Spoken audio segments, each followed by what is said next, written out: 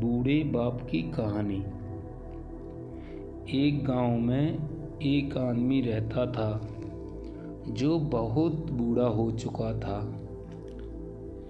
जिस वजह से उसे कम दिखाई देता था और बहुत कमज़ोर हो गया था। इसलिए अपनी बची कुची ज़िंदगी अपने बेटे के साथ बिता सके, इसलिए शहर में रह रहे उसके बेटे के घर रहने चला गया। बेटा एक शहर के छोटे मकान में रहता था। मकान तो उसका छोटा था, लेकिन उसके अंदर जो चीज़ें थी वह महंगी थीं।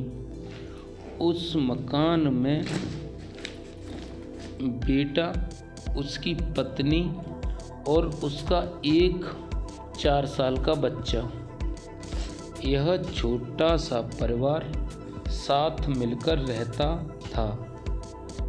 बूढ़े पिता के आने से उनके परिवार का एक सदस्य और बढ़ गया। यह पूरा परिवार रोज सुबह शाम डाइनिंग टेबल पर साथ में खाना खाया करता।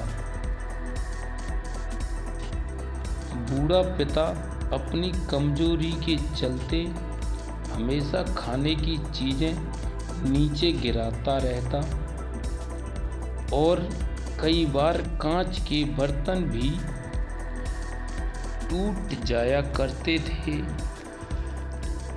बहुत दिनों तक तो बहू और बेटे ने यह सब सहन किया, लेकिन बाद में वे दोनों बूढ़े पिता की ऐसी हरकतों से चिढ़ने लगे।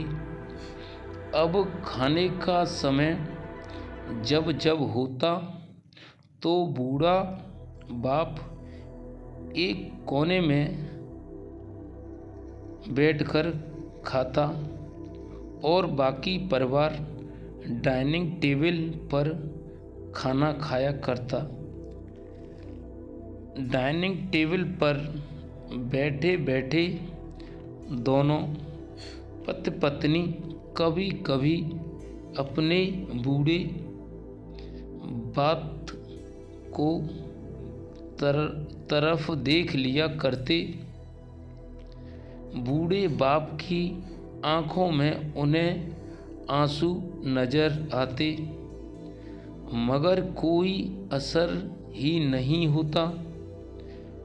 बूढ़े बाप का पोता भी यह नज़ारा हमेशा देखता रहता और वह अपने में ही खोया रहता। एक दिन जब पति पत्नी डाइनिंग टेबल पर बैठकर खाना खा रहे थे, तब उनका बच्चा जमीन पर बैठकर कुछ कर रहा था। उन दोनों ने बच्चे के हाथ में लकड़ी का टुकड़ा देखा, लेकिन उन्हें कुछ समझ में नहीं आया कि बच्चा लकड़ी के टुकड़े के साथ क्या कर रहा है। जब पिता ने बच्चे से पूछा कि बेटा आओ खाना खा लो, तुम नीचे बैठकर क्या कर रहे हो, तब बच्चे ने भोलेपन से कहा, अरे मम्मी पापा, मैं आप दोनों के लिए लकड़ी का बर्तन बना रहा हूँ, ताकि आप लोगों को जब आप बूढ़े हो जाओगे तो आप दोनों को खाना दे सकूँ। अपने नादान बेटे द्वारा दी गई यह सहज बात दोनों के दिल में तीर की तरह उतर गई। दोनों एक दूसरे का चेहरा निहारने लगे।